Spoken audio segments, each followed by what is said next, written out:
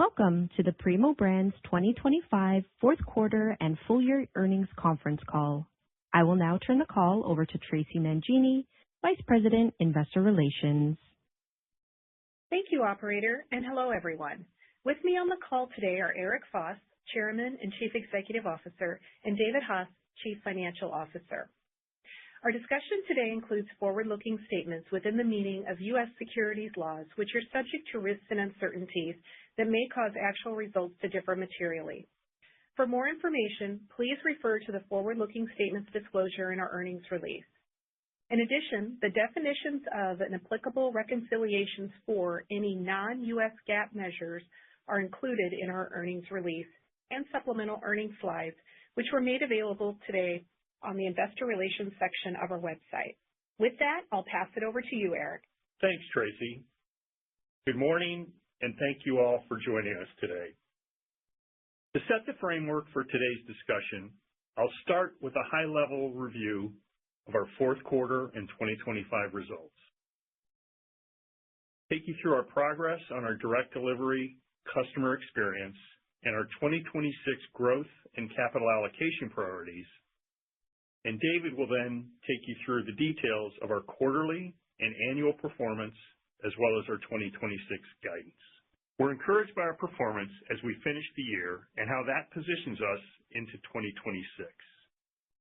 In the fourth quarter, we delivered net sales of $1.554 billion, a decrease of 2.5% on a comparable basis from prior year, which included an improved pace of recovery for our direct delivery business. At the same time, we built on the strength of our well-known brands at retail, further expanding our leadership position through dollar and volume share growth in the category for the quarter.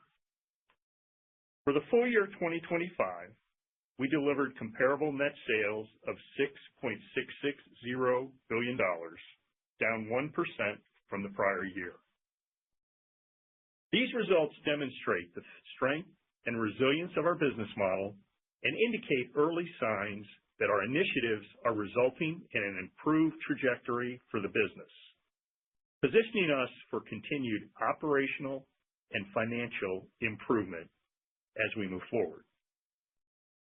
Our fourth quarter comparable adjusted EBITDA was $334.1 million, up 11%, with related margin of 21.5%, up 260 basis points versus year ago. Our annual comparable adjusted EBITDA was $1.447 billion, up 7.4%, with a related margin of 21.7%, up 170 basis points from prior year. As we set our sights on 2026, our top priority is to get the business back to growth, while also expanding margins that leads to generating consistent growth in free cash flow. In 2026, excluding our office coffee service business, which we exited at year-end 2025, we anticipate comparable net sales growth of flat to 1% and an adjusted EBITDA range of $1.485 billion to $1.515 billion. This implies margin expansion of 60 to 80 basis points on top of our attractive adjusted EBITDA margins. Going forward, we're positioning the business for top-line growth and margin expansion to drive solid earnings, free cash flow generation, and long-term shareholder value. I've recently completed my first 100 days as Chairman and CEO of Primo Brands. I've been doing a lot of listening with key stakeholders, including our associates and our retail partners, as well as conducting market visits, looking closely at opportunities, capabilities, and processes across the business. What remains clear is the investment thesis behind the merger is firmly intact. We compete in an attractive growing category and have a differentiated portfolio of leading brands, and we benefit from an advantaged route to market. As one Primo, I'm confident in our ability to drive top-line growth and margin expansion to leverage the power of our strong free cash flow through disciplined allocation of capital and to develop a winning culture to fuel ongoing success. So let's start with top-line growth. We're very well positioned in our industry. We compete in an attractive category. Unlike some categories within consumer staples, the bottled water industry has structural tailwinds, given quality questions around municipal water and the ever-increasing focus on health and wellness and hydration. The category is large, highly penetrated, frequently purchased, and continues to be one of the fastest-growing categories within liquid refreshment beverage category.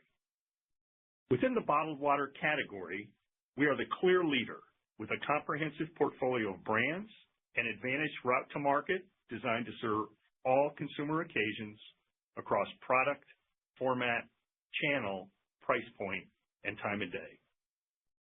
We are the third largest player by volume in liquid refreshment beverages and the leader in branded water and healthy hydration in the United States. We have strong industry-leading brands, and if you look at brand health, we have the top 5 bottled water brands as measured by our biannual study. So we believe we have a strong base from which to grow, and we see multiple top-line building blocks for 2026. First, we're focused on improving our customer experience in our direct delivery business, which we call Customer Direct. Encouragingly, we believe we are making progress.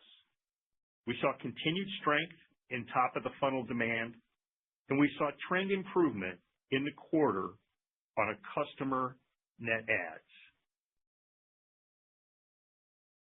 Our on-time, in-full, or as we refer to, OTIF, which is a key performance indicator and priority going forward, continued to improve throughout the quarter. From a customer feedback perspective, our Net Promoter Score increased every month, and our Trustpilot ratings returned to pre-integration type levels. While we're pleased with our progress, we still have work to do to stabilize and return our direct delivery business to consistent growth. As we move forward, we have initiatives underway that include implementing a new warehouse management system for superior supply chain execution, from product supply to in-branch inventory to help satisfy customer demand. On the technology side, following the completion of the last 2 rounds of integration in the coming months, we will be fully integrated, and our focus will be to continue to harmonize our systems to create better management tools, data analytics and insights, as well as improve our digital and app experience for our customers. We intend to continue to optimize the customer journey, including a new program to support customer retention called Solve by Sundown, which should help us address and resolve customer service issues faster. It connects our customers more closely with our call center as well as our operational teams, reducing friction that could lead to customer loss. While early, we're pleased with how the team is responding with urgency to drive continued improvements. Lastly, we're envisioning a new approach to our call center to elevate satisfaction throughout the customer experience. This includes improved digital opportunities and leveraging AI to more quickly serve and solve customer issues. Our second building block is to drive executional excellence at retail by fully leveraging both the power of our brands and advantage route to market. We intend to increase our presence across the store. Our goal is to have more feature frequency, which leads to more display inventory, while also expanding our shelf space and cold drink penetration, and scaling our sizable exchange and refill footprint. On the brand front, we're excited about our marketing calendar for 2026. It includes partnerships with Major League Baseball for our regional spring waters, where America's favorite pastime joins with America's favorite water brands. Complementing this, we will continue to lean in behind our premium brands with partnerships with high-profile events like the Golden Globes, where the Saratoga's Blue Bottle recently showed up on the red carpet. And next up is the Academy of Country Music Awards with Mountain Valley. We believe these programs leverage consumer passion points and serve to increase the positive brand perceptions and build momentum. Our third initiative is to prioritize premium. Mountain Valley and Saratoga Springs, while still relatively small, have been meaningful contributors to growth. Combined net sales for these brands increased an impressive 44% in 2025, driven by strong demand in retail and away from home. With our investments in capacity coming online across the first half of 2026 and the marketing campaigns I just mentioned, we plan to continue to grow share and distribution for these highly accretive brands. Our final building block is implementing a more strategic and holistic revenue management approach across price points, package types, and channels.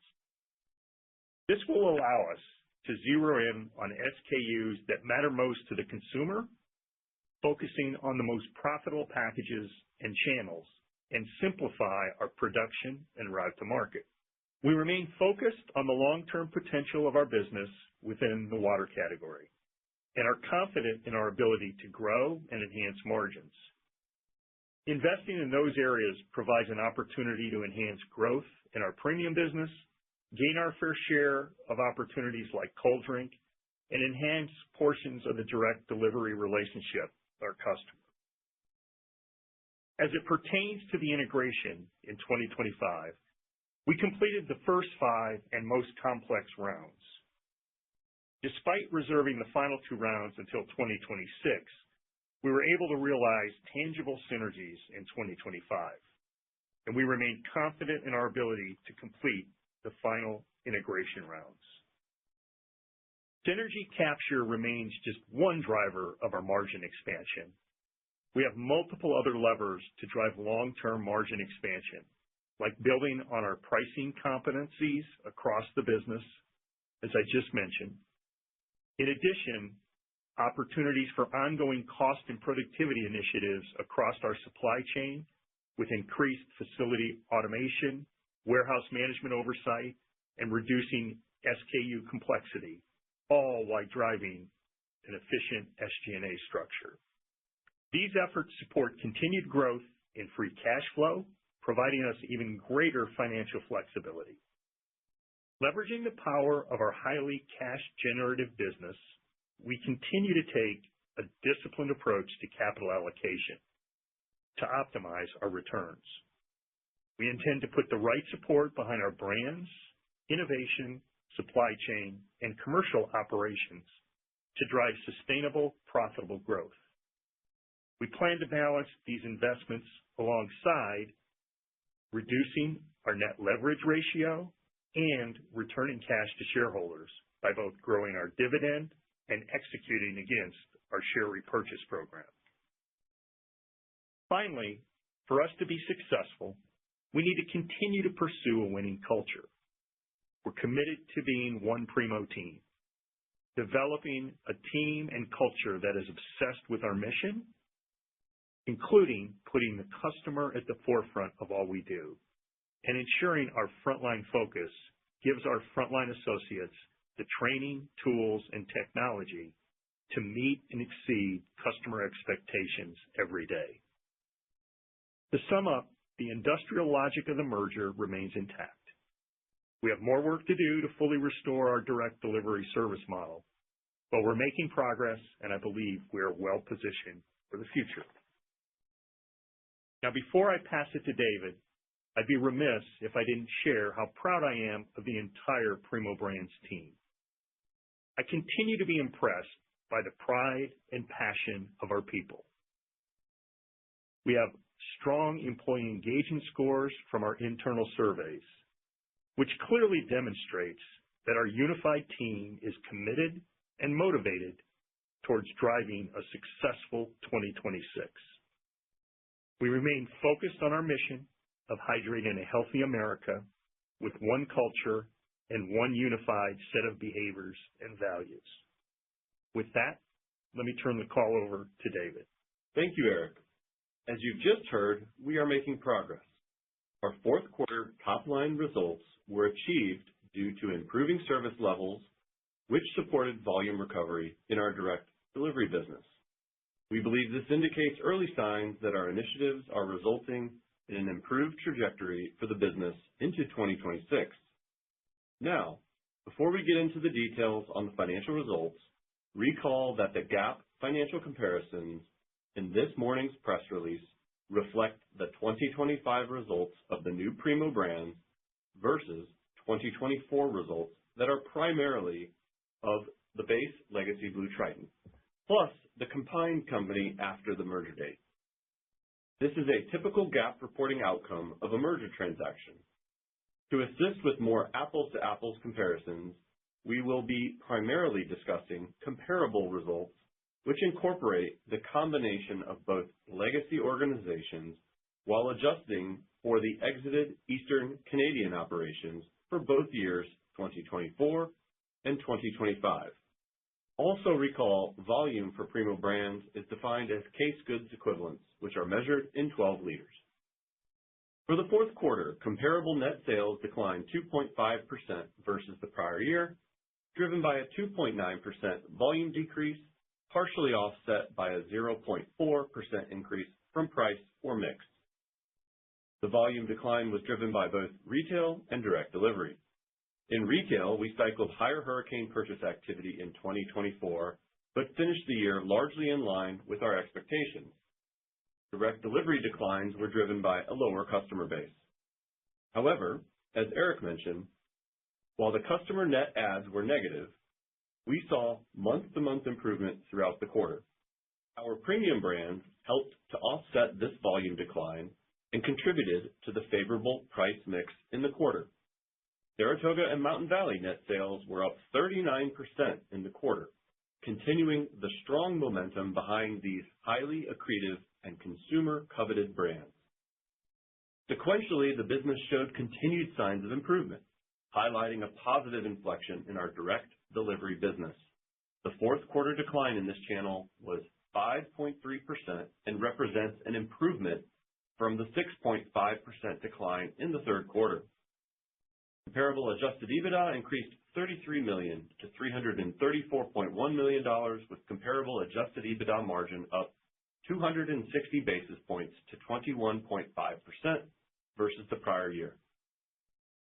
On a full year basis, comparable net sales declined 1% or $65.3 million to $6.660 billion. The 1% decline versus the prior year includes a 0.6% volume decrease and a 0.4% decrease from price or mix. Net sales for the direct delivery channel were down 3.2%. This was largely due to the lower volume related to the integration as previously discussed. This was largely offset by the strength in the mass and away from home channels, with net sales up 0.9% and 1.2% respectively, and by the continued strength of our premium brands, with Saratoga and Mountain Valley net sales up 44%.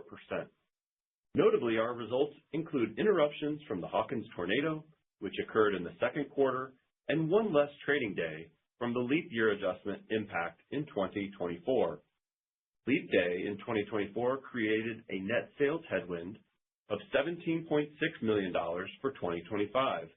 Separately, disruptions caused by the Hawkins tornado created a net sales headwind of $27.4 million. So all in, the cumulative aspects of these two activities alone was approximately $45 million.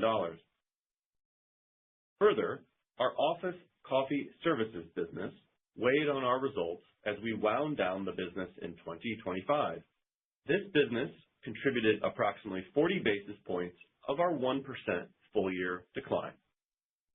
Comparable adjusted EBITDA increased $100.3 million to $1.447 billion, with comparable adjusted EBITDA margin climbing 170 basis points to 21.7% versus the prior year. Moving to our balance sheet and cash flows. Our balance sheet remains in solid position with year-end debt capital, gross of deferred financing costs and discounts, totaling $5.2 billion. Our liquidity remained strong with approximately $990 million of availability between our cash balance and our unused line of credit. At year-end, our net leverage ratio was 3.37 times. We generated $680 million of cash flow from operations for the full year. When accounting for significant items, including, but not limited to, our integration and merger activities, our cash flow from operations would have totaled approximately $996 million. Additionally, we invested approximately $245.7 million in capital expenditures, excluding integration and natural disaster Hawkins-related capital expenditures, which resulted in adjusted free cash flow of $750.3 million. When compared to the prior year on a combined basis, adjusted free cash flow grew $105.4 million. For full year 2025, our adjusted free cash flow conversion, which we define as adjusted free cash flow divided by adjusted EBITDA, was 51.9%. Related to year-end capital allocation, we have the financial flexibility to reinvest in the business while at the same time to return significant cash to shareholders. Our full year 2025 total capital expenditures were $434.4 million. This included $151.5 million in integration capital expenditures and $37 million of natural disaster Hawkins-related capital expenditures, with the remainder supporting growth and maintenance spending. We also returned significant cash to shareholders in 2025, which included actively executing our share repurchase program, as we view our stock as a compelling investment. As of year-end, we had repurchased $193 million of our stock, or 10.3 million shares, under the board's $300 million share repurchase program authorization announced on November 9, 2025. There remains approximately $107 million available for share repurchases under the program authorization. In addition, prior to establishing the share repurchase program, we repurchased approximately $214 million of shares from entities affiliated with One Rock. Moving to our financial outlook, we remain confident in our ability to reestablish annual growth in our business. As a reminder, for 2026, we will cycle the exit of our office coffee services business, which accounted for $25.5 million of our 2025 net sales. This puts our comparable or equivalent 2025 ending net sales at $6.635 billion. This is the base from which we are establishing our full year 2026 guidance. We expect organic net sales growth in the range of 0 to 1%, with the return to growth weighted in the second half. We face a difficult first quarter comparison, cycling 3% year-over-year sales growth, after which we expect the comparable trend to improve over the balance of the year. In direct delivery, we expect to transition to top-line growth in the second half of the year on trend improvement, and as we cycle the onset of the disruptions that began in the second quarter of 2025. We expect growth in our consolidated retail channels, driven by the strength of our brands, our commercial plan, and continued momentum from premium. This is supported by capacity expansion from Saratoga, which remains on track to come online this spring, and our new Mountain Valley facility, which remains on track to open mid-year. Further, we will develop and implement our revenue growth management capabilities over the course of the year. Lastly, in terms of revenue phasing within the year, we expect a typical pattern in terms of quarterly contribution percentage to full year net sales, with the year being relatively balanced 50-50 between first and second half, and the first and fourth quarter representing lower contributing shoulder seasons. Turning to adjusted EBITDA, we expect a range of $1.485 to $1.515 billion, with a midpoint adjusted EBITDA margin of 22.5%, up approximately 70 basis points year over year. Our guidance midpoint contemplates adjusted EBITDA growth in excess of our midpoint net sales guidance, as we expect to benefit from the productivity of synergies, partially offset by investments as we improve our customer experience, redesign of our call center, and invest in capabilities to drive future growth. We expect adjusted free cash flow in the range of $790 million to $810 million, which we expect to support our capital allocation priorities. We intend to deploy approximately 4% of net sales in capital expenditures. Additionally, we have approximately $100 million anticipated remaining integration capital expenditures, of which $50 million was carried into 2026 due to project timing. Also, given our commitment to returning cash to shareholders, last week we announced our board of directors authorized a 12-cent quarterly dividend, which annualizes to 48 cents per share, a 20% increase. We also intend to continue to execute our share repurchase plan, which has approximately $107 million remaining under the $300 million authorization. With that, I'd like to turn the call back to Tracy. Thanks, David. To ensure we can address as many of your questions as possible, please limit yourself to one question only, and if we have time remaining, we will re-poll for additional questions. Operator, please open the line for questions.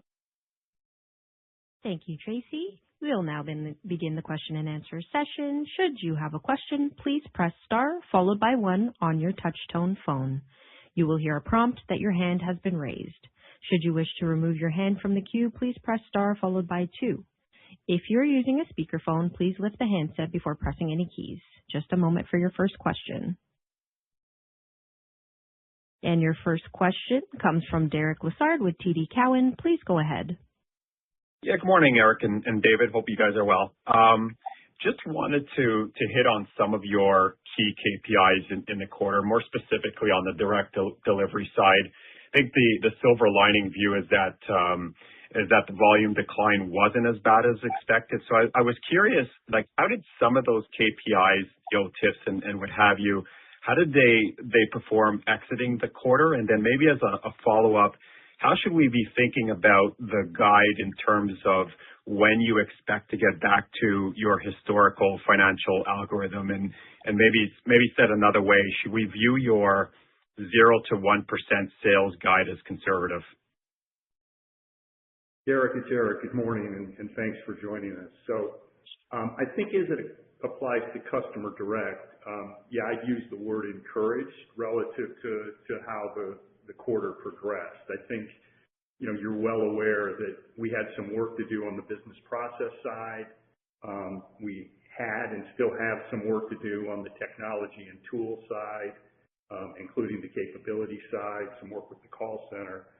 But I think as I look at the business, as simply as I can state it, what's really, really important to us around the supply chain is to really make sure we get an accurate forecast, we get product produced to schedule, we eliminate the warehouse out of stocks, and we get trucks loaded as scheduled. And if you look at those KPIs, each and every one of them improved dramatically, and most of those are, I would say, north of the high 90s from where they were when we really were experiencing some pretty significant challenges. Where I think we still have some work to do is on OTIF. And while we saw, again, sequential improvement each and every month as the quarter progressed, we're still not where we need to be. We need to get OTIF back, north of 90%. And so there's still some work to do on that side. I would tell you some other positive indicators from my perspective are we saw our customer calls reduce to kind of pre-merger levels as we exited the quarter. And we also saw a very important indicator. Our customer quits were lowered and our customer nets increased as we exited the year. So again, all in all, encouraged with more work to do. Relative to your second question around the guide, I guess the way I would describe it is, when I walked into the job about 3 months ago, there were 2 issues that were really front and center for me. The first was to fix the overall customer experience on our customer direct business. We just talked about that. And the second was to get the business growing. And, we delivered a down 1% in 2025, not at all where we want this business to perform. There's more work to do on the direct delivery front. But our focus right now is to make sure, we get the company growing and we deliver against our financial commitments. As you think about the year, we've got more difficult comps, certainly in the first half of the year. But again, once we get the business growing again, I think we can better assess the upside potential. But our ultimate goal is to reach, obviously, the full potential of this business. And I've got a very high degree of conviction and confidence in our ability to do that. So we remain very optimistic. We've got multiple growth vectors for this business, and our intent is to capture that to drive sustainable, profitable growth. Thanks for the color, Eric, and good luck, guys. Thank you, Derek. Your next question comes from Nik Modi with RBC Capital Markets. Please go ahead. Yeah, thank you. Good morning, everyone. I was hoping you could just provide a little bit more color and maybe some details on the top-line guidance drivers across channels, volumes, and just kind of thinking about a pricing strategy. I know there was an expectation that you would be able to harmonize pricing in the delivery business in 25, but obviously that got thrown off track with some of the integration issues. So any color you can provide just to give a sense of kind of how you're thinking about the details and the divisions on your top-line guide. Thank you. Sure, Nick. Good morning. I think first, from a sequencing perspective, if you think about the full year, I touched a little bit on this in Derek's question, but there's no doubt, the growth will be more second half weighted. We would expect, trend improvement pretty much quarter in, quarter out as the year unfolds. And importantly, we expect to not only stabilize the direct delivery business, but to see that business, return to growth. So I guess one of the ways I would characterize it as we think about the growth algorithm going forward, we would expect it to be balanced, meaning both volume and price, and within price, both rate and mix. We've got a really big opportunity, I think, Nick, on the immediate consumption business, in particular in our cold drink business. We're far less developed on that area of business than we are the future consumption business. And so over time, the profit pools available in the industry around immediate consumption and cold drink are a big mix opportunity for us. Continuing to play, the leadership role we played in premium, obviously also plays to a mixed advantage for us. And then I think in addition to the customer direct business, which we spent most of our time focused on and talking about with investors, I'm a big believer that not only more strategic revenue management across all the business, but importantly, I think continuing to really dial up our executional efforts at retail to be a much more complete, executor across the key causal indicators of feature activity, display inventory, shelf space are real opportunities for us from a selling strategy standpoint. So we would expect to see, the top line growth progress. And again, even over time, I think you'll see it be very broad-based across channels, brands, packages. Great. Thanks a lot. I'll pass it on. Your next question comes from Andrea Teixeira with JP Morgan Asset Management. Please go ahead.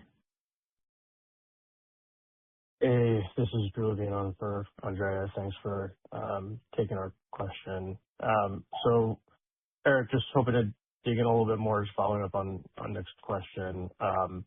Maybe you could just provide some context on what's embedded in the guidance from a retail perspective. Obviously, category's gotten off to a good start here in 2026 with some pantry loading benefit. You mentioned lapping the Hawkins issue, lapping some poor weather into the spring. Some more context there would be helpful. And then related to that, maybe on the other side, if you want to call anything out from a phasing perspective, maybe from direct delivery side, if there's been any impact from the severe winter weather here in the Northeast where you had disproportionate share? Thank you. Sure. Thanks for your question. I'll start, and I'll let David jump in as well. Let me take your second question first. I think, weather hasn't been our friend as we started the year, but I think the teams have done a really good job. The good news is kind of the first wave of weather that hit us, I think we were able to proactively get out ahead of it. And so I think all in, it's probably going to be a little bit of a headwind, but not overly significant in terms of our ability to both show agility to respond to it as we think about how the quarter will play out. I think relative to our retail business, again, we've started the year in a very, very strong position, not just within the water category, but across the broader liquid refreshment beverage category. Had a very strong share month during the month of January. We would expect that to continue. And again, as I said earlier, I think the way we're approaching this is we want to get balanced and broad-based growth across the enterprise. So we want to return the customer direct business to growth. We certainly want to continue the momentum we've seen on our retail business. We want that to be both volume driven as well as some price as we get a little more strategic on the revenue management and price pack channel architecture. So I would say, our intent and the way we've built the plan is to have balanced and broad-based growth across channels, across brands, packages, and certainly geographies. David, do you want to add anything on this sequencing? Yeah. Thanks, Drew.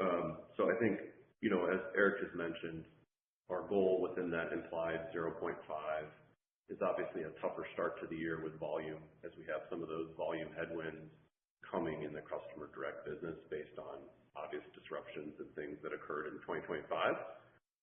We do expect that to balance out with volumetric growth in the second half of the year, and notably in direct itself, in the latter quarter, partial Q3, but largely Q4.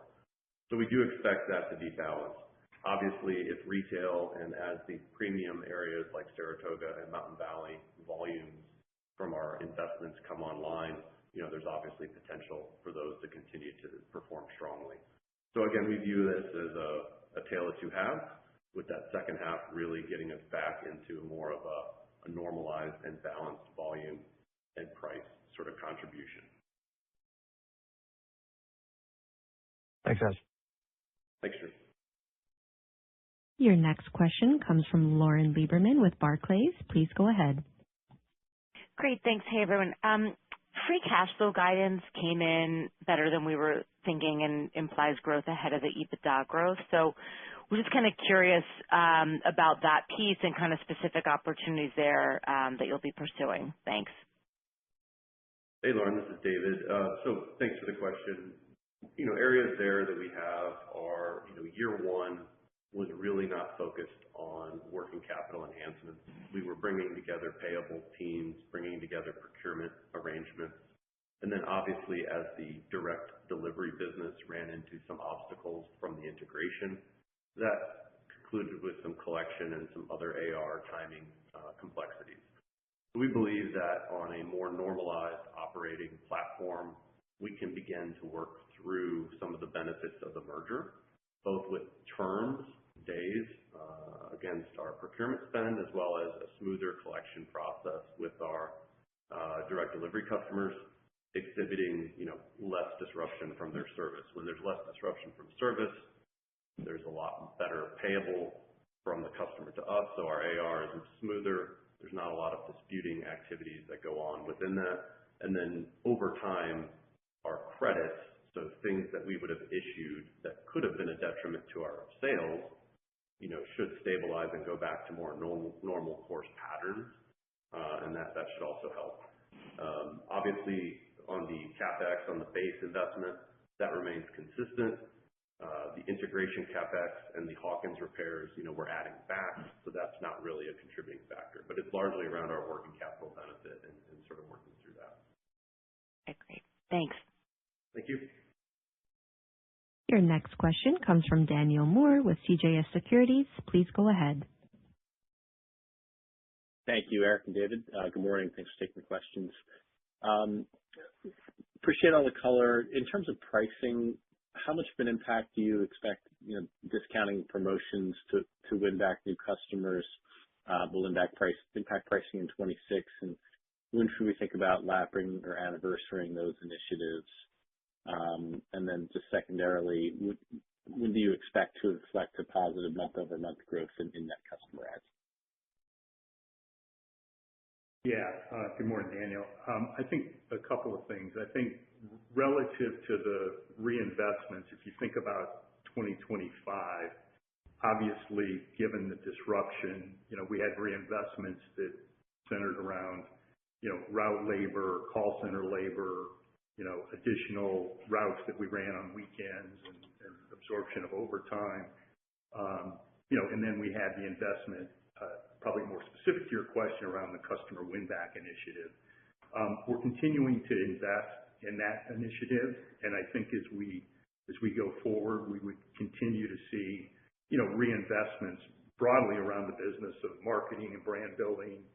Certainly, we're looking at making sure we're wired to win and we've got the right selling resources in place across not just customer direct, but our entire business. And then in the area of technology and capability, continued reinvestments on those. So I think we would want to see those investments drive sustainable, profitable growth. And I think as we think about that, on the specific return to growth on the customer direct, customer net, hopefully I would anticipate that maybe sometime in the second quarter that we might see that develop.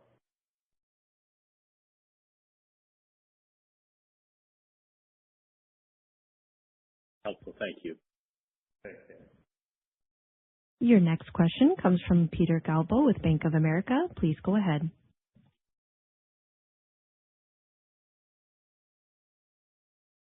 Mr. Galbo, if you're speaking, your line is muted.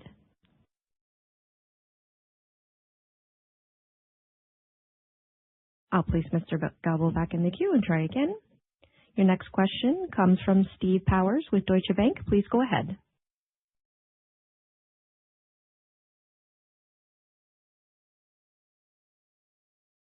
Mr. Powers, if you're speaking, your line may be muted. I apologize for that. Thank you very much. And thanks, Eric. Thanks, David. Eric, following up on that net add conversation, I guess, is there a way to frame, what I define as kind of the active customer base in the direct business, kind of where you are now relative to where you were pre-disruption? That would help.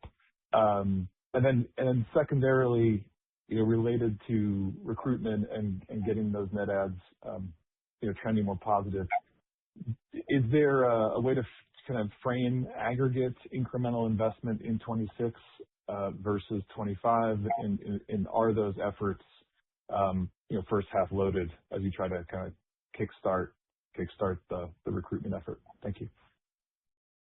Yeah, I think the answer is yes. They'd be first half loaded as we continue our recovery. So I think more first half than second half to answer your second part of your question.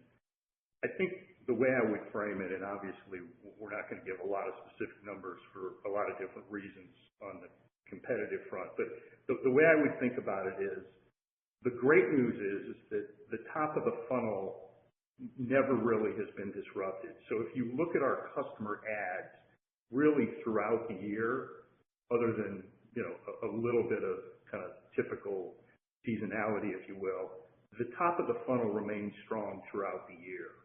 And the real trough was what we experienced during, starting in second quarter, continuing in third quarter, and then, as I mentioned earlier, a pretty nice rebound on the quit side and therefore the net side as we exited the year. So I think, as I mentioned on the earlier question, we would expect customer nets to kind of return to positive sometime in second quarter. Obviously, the initiatives we put in place are focused to do that as soon as we can. And I just think that, again, whether you look at our direct delivery business or the exchange and refill business, I mean, the beauty of this is there is just a ton of opportunity for us to take advantage of. And again, most of the efforts that we're recovering from are ones that are well in our control. And so we feel confident about, the initiatives returning that business to the kind of growth trajectory we expected when we put the deal together. Okay. Very helpful. Thank you. Your next question comes from Peter Galbo with Bank of America. Your line is open. Hey, guys. Sorry about that. Technical issues this morning. Eric, Dave, thanks for all the detail. I was hoping to get a little bit more color just on cadence actually of EBITDA for the year of kind of the $1.5 billion. I know you gave some color around the sales cadence, but just any help on kind of the phasing on EBITDA, particularly as we think about the first half, would be helpful. Thanks very much. Thanks, Peter. We will expect that to sort of be a little bit different than sort of our, what I'll call 50/50 setup, if you will, from the top line. And largely that would be a little bit more, call it like 48/52 kind of setup. So not terribly off, but what that really means is a first half kind of lean in on some of these continued investments. So what would that look like? That would look like higher route counts to stabilize service and return the business to the appropriate levels of OTIF and other things that customers expect. And then over time, that can phase back out. That's just one example, but that would be why you have a little bit different of a seasonal pattern, sort of first half, second half within the business specifically. Now, I will say that if those RGM and other capabilities come online and we have greater permission both with our retail customer as well as our direct delivery customer base, that could change, but that's sort of the initial landscape view of how we've laid out EBITDA, the margin progression that we talked to in the guide, and again, we'll comment on that further as the year progresses. Awesome. Thanks very much. Thank you. As a reminder, if you would like to ask a question, please press star 1.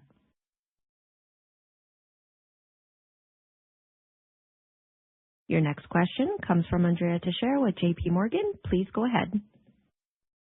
Hey, thanks for taking the follow-up, guys. Just one, David, maybe you could just update us on what the synergy capture was in the quarter, and then what's left to capture in 26 from the remaining 2 rounds of integration. Thanks. Sure. So again, we substantially covered off the synergy capture required inside the calendar year of 25. How we look at 2026 starts with 2 integration waves that we have left. One was a few last weekend, actually, and so far that seems to have gone well. Again, we can see things pretty quickly in that regard now that we've had a little bit more space between the prior integration waves and the ones we're executing this year. The team deployed significant training on-site, sort of teach-ins and things, and that seemed to have gone quite well. And obviously, the way we were able to navigate the recent storms, again, performed very smoothly through that. The last wave is a little bit closer towards the end of the quarter, in which, again, we experience and expect, that training and sort of teach-in activities to sort of help that occur. From there, what will happen is some additional consolidation through teams where systems or other things that were prevented from being captured due to those last waves being incomplete will start to occur.